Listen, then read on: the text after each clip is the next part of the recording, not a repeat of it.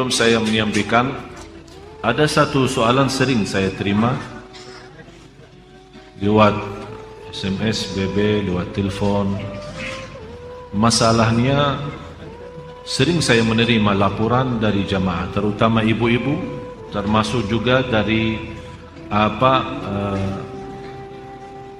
wanita yang belum jodoh ya, belum berjodoh. Masalahnya apa? Merasa tidak tenang. Di rumahnya selalu merasa ada sesuatu berantakan, selalu ada masalah. Sama suaminya ada masalah, sama orang tuanya ada masalah, sama anaknya ada masalah, sama tetangga pun ada masalah. Dan dia berusaha semaksimal mungkin menjaga diri dan melindungi diri dari bermacam masalah, tapi tetap ada saja. Atau dalam dirinya sendiri merasa tidak tenang, ada was-was, merasa ada tergoda, ada gangguan, ada makhluk halus, ada bermacam-macam. Kira-kira apa obatnya untuk menyelesaikan masalah? Saya berikan, dan ini obat insya Allah bermanfaat untuk semua. Tak usah panggil Habib, tak usah panggil Syekh, tak usah panggil Ustaz, tak usah panggil tukang dukun, tak usah panggil siapa-siapa. Anda sendiri laksanakan. Akan Allah subhanahu wa ta'ala merubahkan rumah kita insya Allah menjadi tenang, adem, enak. Yang pertama, bawakan air dan isi dalam air itu garam. Air itu dicampurin dengan garam. Dan dibacakan dalam air itu Al-Fatihah 7 kali. Ayat 5 ayat pertama suratul Baqarah. Ayat Al-Kursi 7 kali. 3 ayat yang terakhir surat Al-Baqarah. Lillahi ma fis samawati wa ma fil ardh. Saya ulang lagi. Santai-santai. Masih ada waktu, masih ada.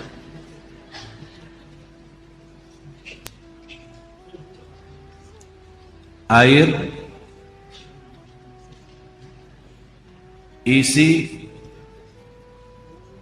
dengan garam, dan dibacakan dalam air Al-Fatihah 7 kali. Yang kedua, 5 ayat pertama 1 kali. Dari Alif Lam Mim sampai wa ulaika hum al-muflihun, 5 ayat. Yang ketiga, 7 kali ayat Al-Kursi. Yang keempat, 3 ayat yang terakhir suratul Baqarah. Lillahi ma fis samawati wa ma fil ardh wa in tubdu ma fi anfusikum sampai selesai.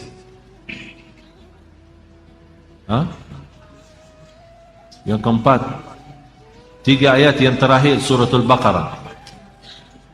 284, 285, 286. Kemudian Qul huwallahu ahad 3 kali. Qul a'udzu birabbil falaq 3 kali. Qul a'udzu birabbin nas 3 kali. Kalau Anda merasa masih asing, boleh ditambah air dan silahkan minum. Bisa diminum. Kalau Anda merasa terlalu asing, belum kuat karena garamnya terlalu banyak, boleh ditambahin air. Ini satu, untuk minum. Jelas? Yang kedua, bawakan emper besar, isi air dengan garam. Ini untuk mandi boleh. Bapak Ibu, ini serius saya bicara ya. Insya Allah Anda coba, insya Allah semua masalah dalam hati, dalam perasaan, dalam jiwa, dalam fikiran, insya Allah selesai. Emper besar, isi air dan campur dengan garam. Bisa pakai mandi. Ayat yang dibaca sesuai ayat yang saya sudah kasih tadi. Boleh. Bagaimana cara bacaannya? Bacaannya habis Anda baca, tiup dalam Bukan meludak ya, tiup saja. Tiup 3 kali boleh, 1 kali boleh, tidak masalah. Yang ketiga, berarti yang pertama minum, yang kedua mandi, yang ketiga ember besar, isi air dan garam, dan kalau biasa suka bersihin rumah kan, lap-lap, suka lap-lap kan? Hah? Pel? Udah, mulai hari ini kalau pel rumah, baki air yang sudah tercampur dengan garam. Kenapa? Supaya meyakinkan garam itu di dalamnya ada energi positif, dan syaitan dan jin memiliki energi negatif. Jadi kalau kita bersihin rumah dan lap-lap rumah itu pel rumahnya dengan air dan tercampur dengan garam, syaitan tidak bisa masuk rumah itu. Apalagi kalau kita baca ayat Al-Kursi. Termasuk boleh mencucikan mobil kita, motor kita, boleh dengan bacaan seperti ini. Dan saya sampaikan begini karena sudah berkali-kali ada yang memberitakan soal rumahnya ada banyak masalah, saya tidak tahu apa. Dan mohon maaf, selama saya di Indonesia, mohon maaf ya, orang Indonesia terlalu banyak was-was. Jadi kalau merasa ada sesuatu, Ustaz, kayaknya ada di rumah apa-apa, padahal tidak ada. Tidak ada.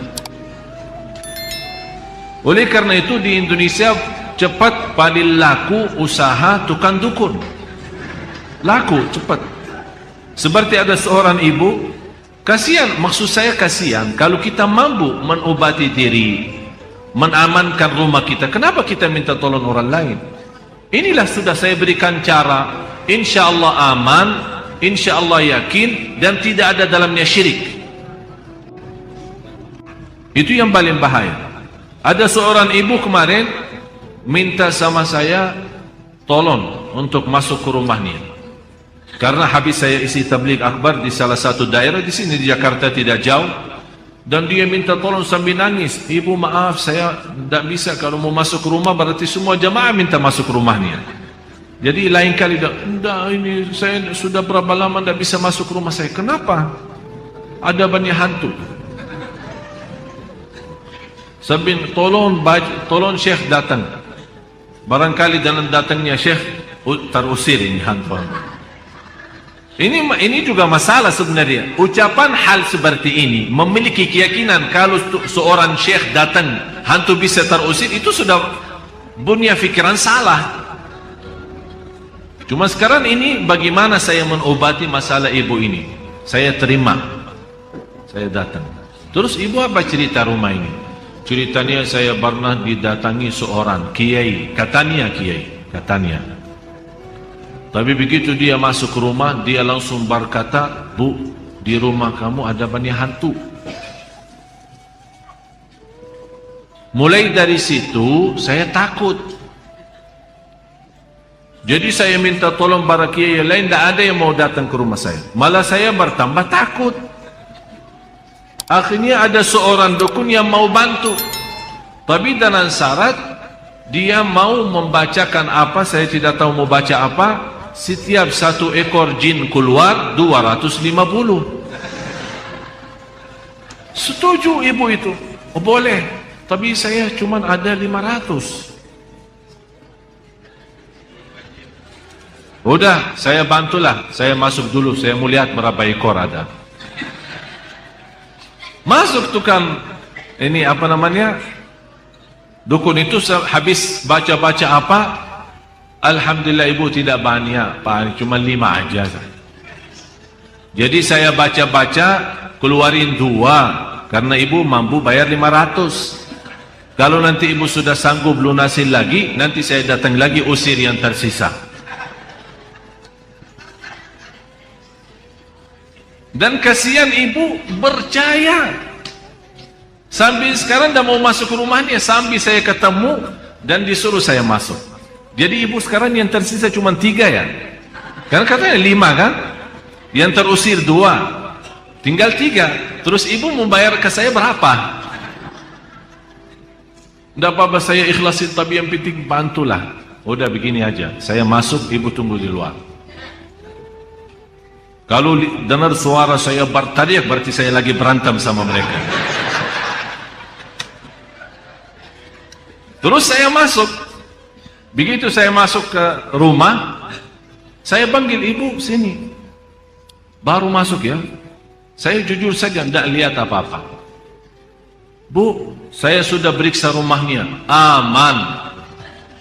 Begitu saya baca Al-Fatihah, kaget 3 jin itu keluar lari.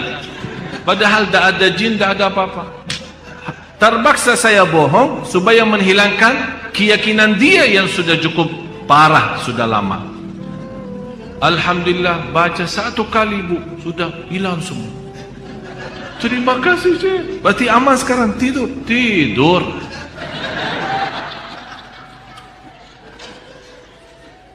Dan saya kasih obat itu, bagi garam terus yang lain-lain. Terus dia bawakan amplop, lumayan lah. Saya bilang, bu, ini sedekahin ke masjid atau ke anak yatim, bukan ke saya. Itu bukan kerjaan saya. Sekali lagi ibu, jangan percaya dukun dan sihir. Yakini. Alhamdulillah, habis itu beliau rutin baca suratul Baqarah. Dan alhamdulillah nyaman, enak.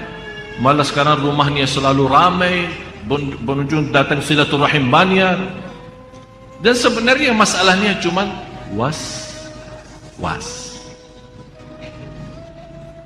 Tapi was-was 90%. Sejarah medis pun 90% sebabnya penyakit manusia adalah was-was. Yang terakhir, kalau ada garam batu, terus itu kalau bisa dibakarkan di atas arangnya. Kalau ada arang, ya, ditaruhkan garam itu, kemudian dicampur dengan habbatus sauda. Apa bahasa Indonesia habbatus sauda? Tinta hitam ya? Tinta hitam ya? Hah? Udah habbat sauda, semua sudah faham. Dan insyaAllah dengan asapnya, subhanallah, kalau kita coba, jangan takut, akan pertama akan apa istilah, meludak ya, ada suara keras ya. Jadi jangan takut tuh dibom rumahnya, jangan takut. Ini insyaAllah dengan suara ini, subhanallah, jin dan syaitan semua lari, tidak kuat. Dan insyaAllah apa yang saya sampaikan ini insyaAllah bermanfaat banyak. Ini semua Bapak Ibu ikhtiar. Tapi semuanya harus kalbu kita yakin kepada Allah subhanahu wa ta'ala. Dan itulah Allah subhanahu wa ta'ala memberikan, kata Rasulullah SAW, Allah menghalalkan bermacam cara obat, silahkan, kecuali berobat dengan cara syirik, tidak boleh.